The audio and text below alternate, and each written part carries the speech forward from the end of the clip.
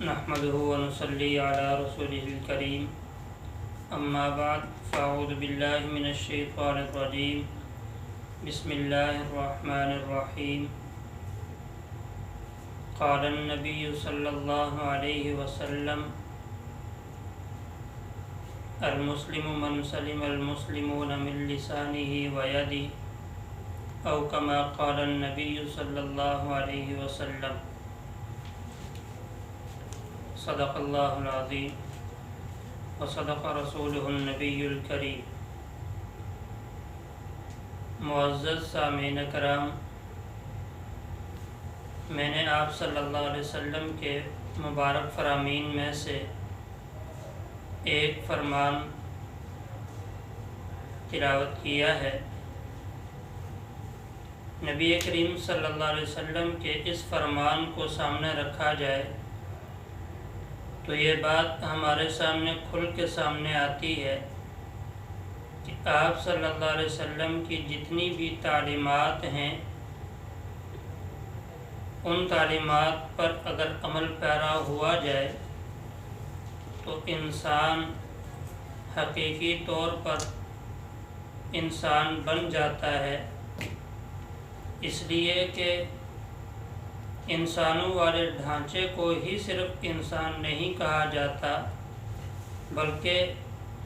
اس کے ساتھ ساتھ جب وہ اعمال بھی اختیار کرے جن اعمال کا مطالبہ اس سے کیا گیا ہے تو پھر یہ انسان حقیقی معنوں میں انسان بنتا ہے۔ اگر احکام شریعت پر عمل نہ ہو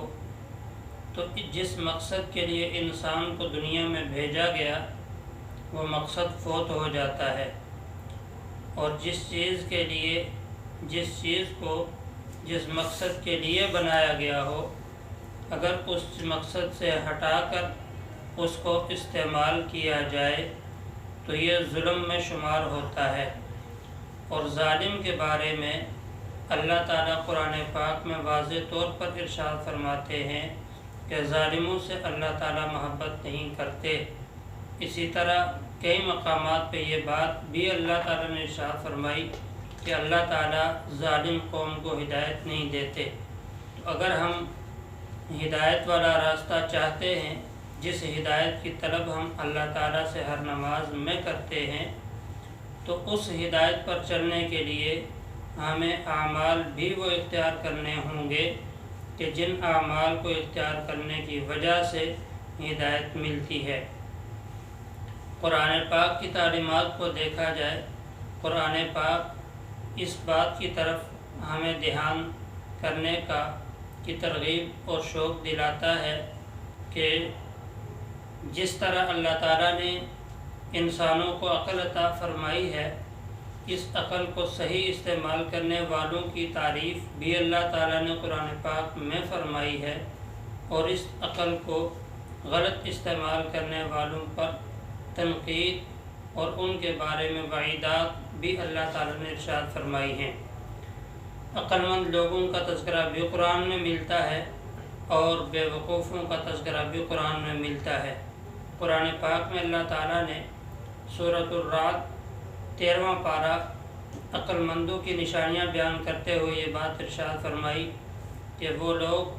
عقل مند وہ لوگ ہیں کہ جو اللہ تعالیٰ سے کیے ہوئے وعدے کو پورا کرتے ہیں اور وعدہ خلافی نہیں کرتے۔ اسی طرح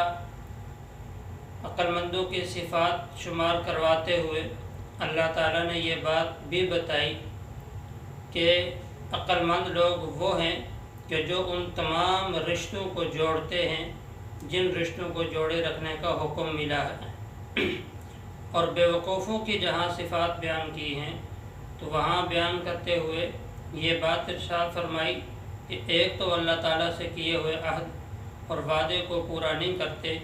اس کو توڑتے ہیں، اور دوسری بات یہ ارشاد فرمائی کہ جن رشتوں کو اللہ تعالیٰ نے جوڑنے کا حکم دیا ہے ان رشتوں کو توڑتے ہیں۔ رشتوں کے آپس میں جڑنے اور ٹوٹنے کا جو سبب اکثر بنتا ہے وہ یا تو ہمارا کوئی نہ کوئی عمل ہوتا ہے اور یا پھر ہماری کوئی نہ کوئی بات ہوتی ہے۔ بات زبان سے کہی جاتی ہے اور عمل اکثر اوقات جو ہے اس کا صدور ہاتھوں سے ہوتا ہے۔ اسی وجہ سے چونکہ زیادہ تر ہماری تکالیف کی بنیاد جو ہے وہ زبان اور ہاتھ پہ ہوتی ہے، اس لیے حدیث میں صرف ان 2 چیزوں کو ارشاد فرمایا گیا ہے۔ باقی شارحین حدیث نے اس حدیث کے ضمن میں یہ بات بھی لکھی ہے کہ جس طرح بھی کسی دوسرے مسلمان کو تکلیف دی جائے تو وہ اس وعید کے تحت داخل ہے، اب وہ چاہے زبان سے ہو چاہے جسم کے کسی بھی حصے سے ہو، تو وہ تکلیف اس حدیث کے ضمن میں آئے گی اور اس وعید میں وہ تکلیف بھی شامل ہوگی۔ تو ہمیں چاہیے کہ اگر ہم اپنے اختلافات، اپنے جھگڑوں کو ختم کرنا چاہتے ہیں، اپنے درمیان پڑی ہوئی دراڑوں کو ختم کرنا چاہتے ہیں،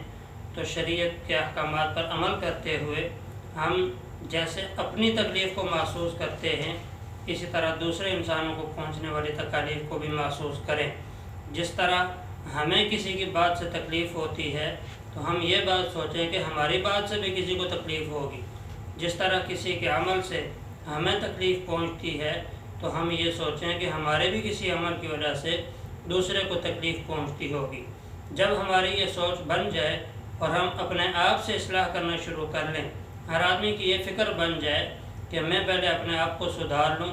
انشاءاللہ معاشرہ ایک بہترین راہ پر گامزن ہو جائے گا۔ لیکن جب تک ہم یہ سوچتے رہیں کہ میں پہلے دوسروں کی اصلاح کر لوں پھر اپنی اصلاح کروں، تو یاد رکھیے گا یہ اصول چونکہ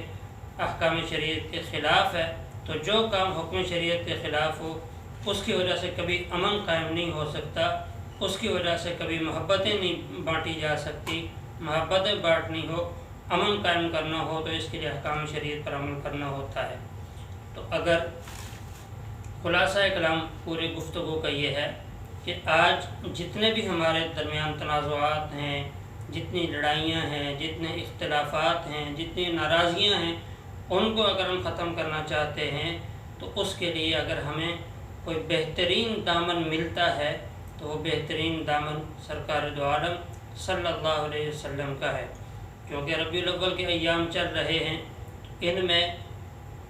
جہاں ہمیں باقی کام کرنے کی ضرورت ہے تو اطاعت رسول اپنانے کی بھی ضرورت ہے، کیونکہ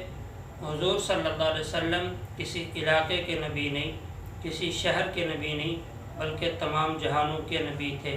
اور قیامت تک آنے والے ہر انسان کے نبی ہیں۔ جب ہر انسان کے نبی ہیں تو اس انسان پر آپ صلی اللہ علیہ وسلم کی تعلیمات پر عمل کرنا بھی ضروری ہے۔ اللہ تعالیٰ سے دعا ہے اللہ تعالیٰ ہمیں تمام احکام شریعت کو سمجھنے کی توفیق عطا فرمائے اور ان پر عمل کرنے کی توفیق عطا فرمائے۔ وآخر دعوانا ان الحمد للہ رب العالمین۔